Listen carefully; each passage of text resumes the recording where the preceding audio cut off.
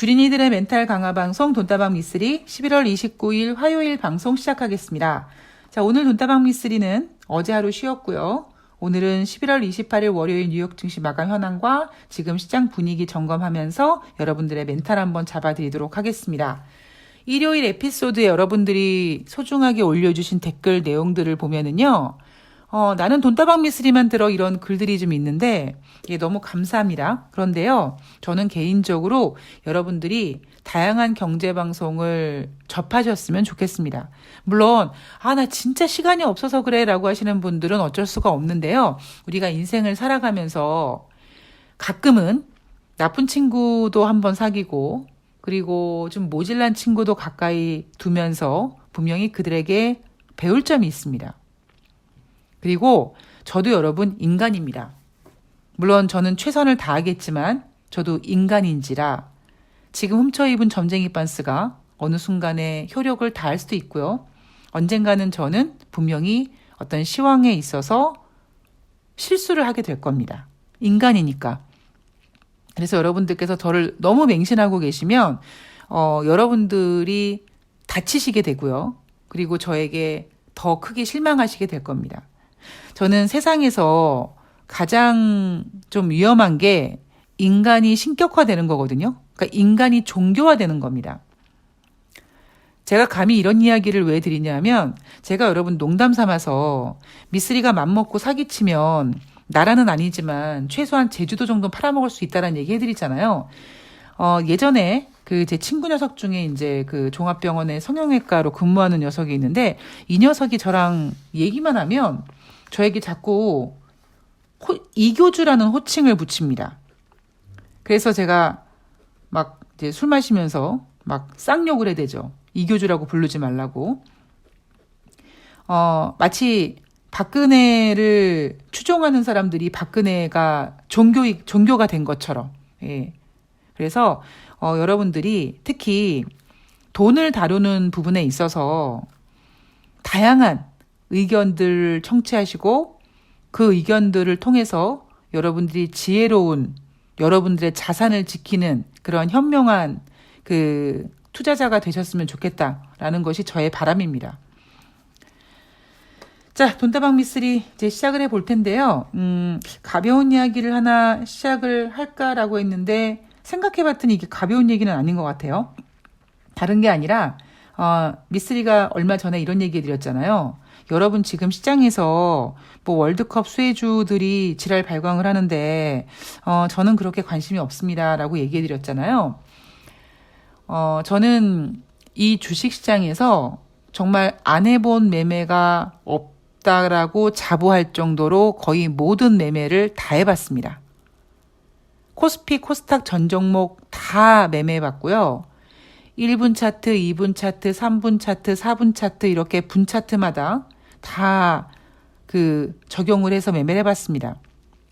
그리고 여러분들이 알고 계시는 일명 일정 매매, 재료 매매, 증권사들이 월말에 내놓는 그 증시 칼렌더 있잖아요.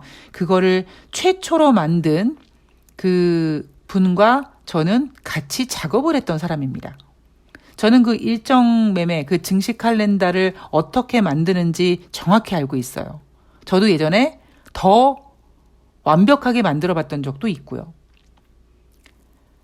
그래서 이 일정 매매, 재료 매매 같은 경우는요. 제가 일정 매매, 재료 매매를 미친 듯이 했을 때 그때는 마치 군무를 추듯이 딱딱딱딱 맞아 떨어졌거든요. 근데 지금은 그렇지 않습니다. 그래서 제가 며칠 전에 아무리 월드컵 관련주들이 오르고 그래도 저는 그런 거 쳐다도 안 본다 이런 얘기 해드렸잖아요. 그런데 29일 제주 맥주도 장중에 막 10% 넘게 하락하고 치킨 관련주들도 하락했다고 하죠. 그 이유는 바로 가나와 대한민국의 축구에서 대한민국이 3대2로 아쉽게 패했기 때문이다라고 합니다. 이 일정 매매, 재료 매매가 지금 어려운 이유는요. 그 이유가 뭐냐면 일정과 재료는요. 여러분들을 포함한 많은 분들이 알고 있는 정보잖아요. 그러니까 그 알고 있는 정보에 너무나 많은 사람들이 숟가락을 얹습니다. 그러다 보니까 내 몫이 적어질 수밖에 없어요. 그런데 그 어떤 일정 매매, 특히 재료를 갖고 있는 종목을 많은 사람들이 알고 있고 그 많은 사람들 중에 좀 돈이 많은 사람이 어찌 보면 그 종목의 세력이 되겠죠. 그렇다면 그런 돈 많은 세력들이 이런 테마주에는요, 한 팀만 들어가게 되는 게 아니라 여러 팀이 들어갑니다. 지네들끼리 막 작업을 하지 않겠습니까? 그러면 결국에 어느 정도 올라가면 특히 이런 테마주 같은 경우는요, 굉장히 급등하고 급락하고 그런 난리브로스를 치는 종목이다 보니까 거기 안에 들어가 있는 세력들이 누가 먼저 내가 뒤통수를 치고 나갈까, 누가 먼저 탈출할까라는 거를 굉장히 빨리 생각을 하게 됩니다. 그럼 그들끼리의 어떤 탈출 프로그램 안에서 누가 나중에 최후의 피해자가 되냐면 바로 개인 투자자들이죠. 개인 투자자들 중에서 주린이들입니다. 왜?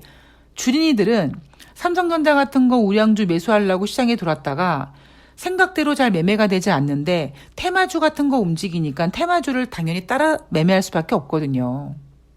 그러면 예를 들면 어떤 주린이가 나 돈 벌고 싶은데 월드컵 수혜주라고 얘기를 하네. 그래서 월드컵 수혜주를 매매를 해요. 그래서 어느 정도 벌었어. 그럼 그 사람이 어느 정도 벌었으니까 매도해서 수익금을 챙기겠습니까? 절대 그러지 않습니다. 가나 전까지 보고 더 나아가서 포르투갈 전까지 보고 수익을 극대화하겠다라고 버티죠. 그래서 특히 이런 스포츠 게임 같은 이런 일정을 갖고 있는 테마는요. 사실 리스크가 굉장히 많고요. 그 결과를 우리가 어떻게 예측할 수 없잖아요. 그러니까 불확실성이 너무 큽니다. 이제 그런 테마의 매매를 하는 것을 바로 그런 거를 주식 투자라고 하지 않고 투기라고 한다고 전 생각을 합니다. 저는 테마주들, 이런 월드컵 수혜주들, 이런 주들을 싫어하는 이유가 뭐냐면 몰라서 싫어하는 게 아니라요. 이미 그 바닥에서 질척거리게 놀 만큼 다 놀아본 사람이다 보니까 그냥 에휴 그래 나도 한때 그런 적이 있었지. 근데 그때랑 지금이랑 다른데 어떡하면 좋으니 약간 이런 느낌인 겁니다.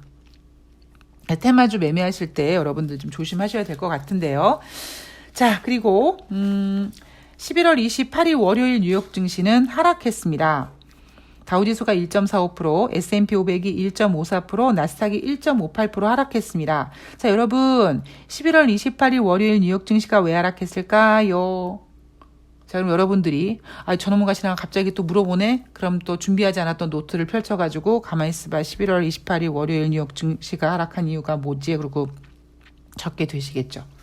자, 전문가들은 이렇게 얘기합니다. 중국 코로나19 봉쇄 조치 때문에 글로벌 공급망 악화 우려가 걱정돼서 뉴욕 증시가 하락했다라고 합니다. 자, 여러분, 이 전문가들의 평가에 대해서 어떻게 생각하십니까? 그럴듯해 보이세요? 맞아, 미쓰리. 중국에 막 상하이 이런 데 막 도시 봉쇄하고 막 그 도시 봉쇄한다고 막 시민들이 막 시위하고 막 그러잖아. 엄청 무서워. 약간 이런 생각이십니까? 그럼 여러분이 냉정하게 한번 생각을 해보면은요. 그 며칠 전에 미국에서 사는 제 친구가 잠깐 귀국을 했는데 미국은 지금 실내에서도 마스크를 쓰지 않습니다. 그러니까 한국에 와서 실내에 들어오든 대중교통을 타든 마스크 쓰는 것을 너무 답답하게 생각해요.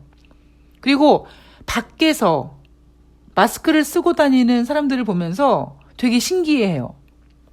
와, 저 사람들이 이제 이 뉴스트 됐다. 이제 익숙해졌나 보다. 라고 얘기를 하더라고요. 근데 미국은 이제 실내에서 마스크 안 쓰죠. 그리고 당장 우리나라만 보더라도 지금 백신이 예전처럼 많은 분들이 막 적극적으로 맞는 것도 아니고 뉴스에서 코로나 확진자 수를 막 발표하는 것도 아닙니다. 그리고 우리가 확인하는 신규 확진자 수는 또 막 줄어가고 있다고 합니다. 근데 여러분 진짜 줄까요? 줄지는 않죠. 그런데 지금 코로나의 그 확진자 수의 이런 특히 중국에 관련된 뭐 코로나 확진자 수 증가 우려 이런 거는요. 우리가 2019년 12월 저 중국 우한이라는 곳에서 사람들이 폐렴으로 막 죽어간다더라. 이랬을 때와는 분위기가 완전 다르죠. 제가 여러분 주식시장의 특징 말씀드렸죠? 재료를 빨리 땡겨 쓰고 막 재밌게 갖고 놀고 금방 질린다. 그리고 가끔씩 새로운 장난감이 없을 때는 기존에 있었던 좀 구닥다리 재료를 다시 갖다가 놀긴 하지만 그렇게 흥미롭게 놀지 않습니다. 그래서 저는 11월 28일 월요일 다우지수의 하락이 중국 코로나19 봉쇄 조치라고 생각하진 않습니다. 그런데 오히려 저는요, 중국이 저렇게 코로나19라는 이름을 가지고 봉쇄하는 이유가 저는 다른 이유가 있지 않을까 하는 생각을 해봅니다. 그러니까 그 이유가 정확히 무엇인지는 잘 모르겠습니다만 어쨌든 좀 조심해야 될 타이밍은 맞다라는 건데 저는 그게 코로나19 때문이라고 생각하지 않고요. 그렇다면 미쓰리는 왜 11월 28일 월요일 뉴욕 증시가 하락했다라고 생각하는가? 저는 이런 생각을 한번 해봤습니다. 그냥 요것들 봐라. 요것들 산타랠리 보내려고 시동 거는데 라는 생각을 했습니다. 제가 9월 말쯤에 여러분 공포에 떨지 마십시오. 지금 주식사도 괜찮습니다. 10월달 주식시장 나쁘지 않습니다. 11월달 정강후약입니다. 그런데 12월달은 좀 애매하다고 말씀을 드렸습니다. 자, 그 애매함이 뭐냐? 분명히 산타랠리를 보낼 생각은 있는데 과연 어떤 스타일의 산타랠리를 보낼 것이냐라는 관점으로 들여다보면 2018년, 2019년 그런 유동성 같은 산타랠리가 아니라 개인들은, 투자자들은 시장이 무서워서 시장에 뛰어들지 못한 상태에서 산타랠리를 아주 조심스럽게 보내는 느낌? 이런 거를 저는 전문 용어로 프로들만의 장이다라고 얘기를 하거든요. 자, 여러분, 제가 이번 주에 2500포인트 못 갈 이유가 뭐가 있느냐 이렇게 얘기를 해드렸죠.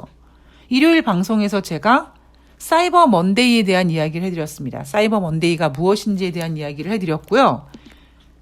이번에 제가 굉장히 조심스럽게 그 산타랠리를 시동을 건다라는 표현을 쓰는 이유가, 그리고 거기에 대한 근거는 제가 일요일 방송에서 이렇게 얘기해드렸죠. 금요일 날 블랙 프라이데이였다.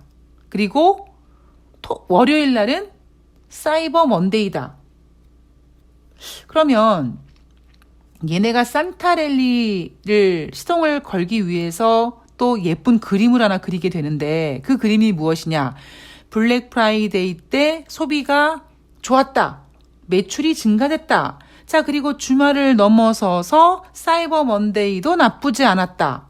그러면 이런 분위기 속에서 또 월말이 돼서 기관 투자자들이 막 들어오고 뉴욕 증시가 올라가고 이러면 증시 분위기가 나쁘지 않으면 산타랠리 지를 거거든요. 자, 여러분, 제가 그랬잖아요. 사이버 먼데이 매출 이야기를 해드렸는데 여러분 지금 누가 오프라인 가서 그렇게 합니까? 금요일 날 블랙 프라이데이 때도 대부분 많은 사람들이 온라인으로 주문할 거 아니에요.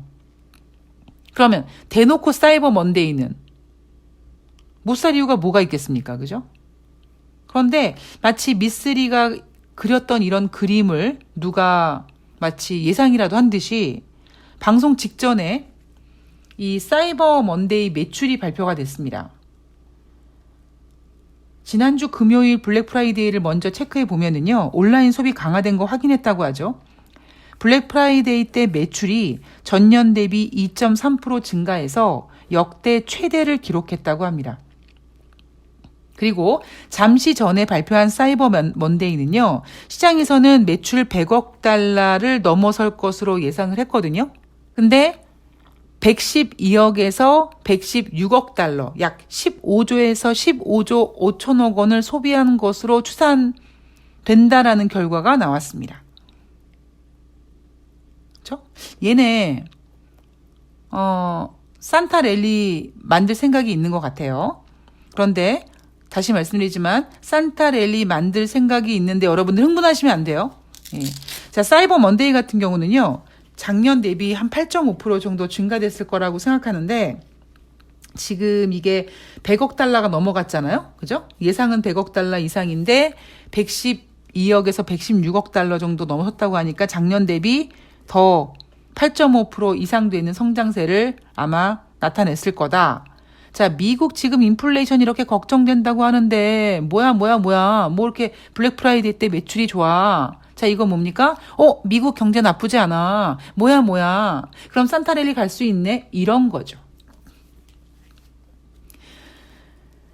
자, 중국의 코로나 정책 고수, 코로나19 봉쇄 반대 시위 확산하고 있다. 저는 이 부분에 있어서 앞에서도 말씀드렸듯이 코로나19가 문제가 아니라 얘네가 다른 문제가 있나 보다라는 생각을 자꾸 하게 됩니다. 제가 그거는 매의 눈으로 째려보다가 그게 어떤 색깔인지 좀 나타나게 되면 여러분들께 바로 알려드릴게요. 자, 오늘자로 12월 FOMC 회의 14일 남았습니다. 자, 이날은요, 뉴욕 연방은행 총재, 세인트루이스 연방은행 총재 2명의 연준 의원들이 연설을 했습니다. 인터뷰를 했는데요. 뉴욕 연방은행 총재는 2024년까지 금리 인하 없을 거야. 야, 니네 금리 인하 기대하면서 주식시장에 베팅하지 마. 2023년도 금리 인하 어린 반푼어치도 없어. 이렇게 얘기한 거죠. 자, 세인트루이스 연방은행 총재도 비슷한 얘기를 합니다. 자, 2024년까지 금리를 5% 이상 계속 유지할 것이다. 야, 금리 인하 될 거 꿈도 꾸지 마. 이렇게 시장에다가 지금 신호를 주고 있습니다. 자, 이렇게 연준 의원들이 내년에도 미국은 5%대의 금리를 유지할 거야. 금리 인하 없을 거야. 라고 얘기를 하니까 대형 투자 은행에서 내년도 증시 전망에 대해서 자꾸 공포스러운 분위기를 냅니다. 제가 앞에서 그런 얘기 드렸죠. 일단 국내 증권사 같은 경우에는 코스피 하단을 2,000포인트로 잡았다. 아까 제가 잠깐 봤더니 또 1940포인트인가요? 예, 2,000포인트도 깨질 수 있다 하는 곳도 좀 있는 것 같습니다. 그리고 1분기 저점 통과할 것이다. 이렇게 보는 곳이 많죠. 예, 다올 투자가 내년 증시 상고하저라고 하고 코스피 저점을 1940으로 잡았습니다. 제가 일요일 방송에서 11개 증권사가 2023년 코스피 예상 밴드를 냈는데 공통점이 뭐냐면 모두 2,000은 지킨다였다. 3,000은 못 간다였다. 였는데 이 다올 투자 같은 경우에는 내년에 코스피 저점이 1940포인트라고 합니다. 자, 여러분, 이런 얘기 들으면 여러분들 주식할 생각이 나십니까? 안 나잖아요. 그러니 미쓰리는 얼마나 좋겠어요. 주식시장에 이 깨끗한 청정수가 계속 유지가 될 텐데 안 그렇겠습니까? 자, 거기에다가 골드만삭스가요, 뭐라고 얘기했냐면 뉴욕 증시 아직 저점을 기록하지 않았다. 주식 사지 마, 더 빠질 거야. 이러고 막 투자자들을 막 겁박하고 있습니다. 예, 윤석열인 줄. 예. 자, 내년 말 주가가 지금과 비슷한 수준에 그칠 것이다. 지금과 비슷한 수준에 그칠 것이다. 예. 자, 향후 3개월 동안 주식시장 방어적인 입장을 유지한다. 3개월이면요, 여러분. 1분기입니다. 그러면 향후 3개월이면 12, 1, 2가 될 수도 있고요. 아니면 1, 2, 3이 될 수도 있고요. 그렇다고 3개월 딱 끝난 다음에 시장 분위기가 확 변하는 게 아니잖아요. 예, 그래서 느긋하게 좀 이렇게 여유롭게 계산을 했을 때 일단 1분기는 조심하자라는 분위기였고요. 자, 리스크는 무엇이냐? 자, 부동산 시장. 예, 이탈리아 국채 리스크. 자, 이탈리아의 국채 리스크라고 이렇게 얘기하는 건 좀 웃기지만 일단 유럽발 경기 침체입니다. 그리고 암호화폐, 사모시장, 그림자 금융 이런 리스크를 제시했습니다. 그리고 현금 비중을 늘리고 주식 채권 비중을 축소해라라고 시장에다가 권고하고 있습니다. 자, 골드만삭스도 이렇게 시장에 조심스럽게 투자자들을 주식시장에 발을 딛지 못하게 공포스러운 분위기를 조성하는 여러 이유 중에 얼마 전에 FTX가 파산됐죠. 그런데 이 글로벌 가상자산 대출업체 블록파이도 파산 신청을 냈습니다. FTX의 지원을 받았던 곳이죠. 자, 이런 거를 뭐라고 합니까? 도미노라고 합니다. 예. 어떤 자산시장이 무너지면 그 자산시장이 무너지는 여파가 도미노식으로 무너지는데 그 이유는 제가 이런 얘기 해드렸죠. 아들이 비트코인하고 엄마가 신용으로 주식하고 뭐 그랬을 때 아들이 비트코인으로 말아먹고 물타기 하다가 대출받고 근데 비트코인이 더 망가지고 그래서 엄마가 아들내미 남편한테 두들겨 쳐맞을까봐 그냥 할 수 없이 주식을 손해보면서 그것도 신용을 갖다 또 팔아가지고 그 돈을 아들한테 메꿔준다. 이런 식으로 계속 그 유동성 빵꾸난 데다가 계속 메꾸다 보면 이게 이제 어디 시점에서 골마 터진 부분이 터지게 됩니다. 그래서 제가 9월 말에 김진태 사태가 터졌을 때 여러분 지금 당장 터지는 거 아니에요 라고 얘기했던 이유가 바로 그겁니다. 자, 이 부분 돈다방 미쓰리가 계속 점검해 가면서 여러분들한테 이제 조심해야 될 시점 뭐 분명히 알려드릴 거고요. 예, 제가 지금 이 이벤트를 하고 있는데 이벤트 하는 분들도 어느 정도 장이 분위기가 이제 이렇게 흘러가면 좀 기다리다가 근데 기다리는 것도 시장 분위기만 나쁘지 않으면 기다리는 거 괜찮잖아요. 근데 이제 어느 시점에서 리스크가 좀 될 것 같다 그러면 일단 현금으로 스탠바이 확 하고 있다가 이제 떨어진다 그러면은 확 떨어지는 거 보고 막 다들 곡소리 난다 난리 부르실 때 이제 그때 한번 사보시죠라고 이제 한번 신호를 드려야죠. 주식은 그렇게 매매하는 겁니다. 자, 오늘 주식시장 분위기 여러분 나쁘지 않습니다. 제가 아까 그랬죠? 얘네들 산타랠리 보낼 생각이다. 산타랠리 보낼 생각인데 여러분들은 흥분하시면 안 돼요. 왜냐하면 여러분들은 저는 솔직히 어떤 느낌이냐면 여러분들은요 저한테는 진짜 물가에 내놓은 아기 같아요. 걱정이 됩니다. 저야 워낙 이 바닥에서 진짜 산전수전 공중전 주식시장에서 어떠한 일이 벌어져도 저는 눈 하나 깜빡 안 한다고 하잖아요. 근데 여러분들은 솔직히 걱정이 돼요. 그래서 제가 여러분 산타랠리를 쟤네가 할 것 같아요 라는 이야기를 여러분 산타랠리니까 좀 뭐 편하게 매매하세요라는 얘기로 못하는 겁니다. 대신 지금은 그냥 시장 분위기만 이렇게 이제 흐름만 익혀가는 걸로만 보시면 될 것 같습니다.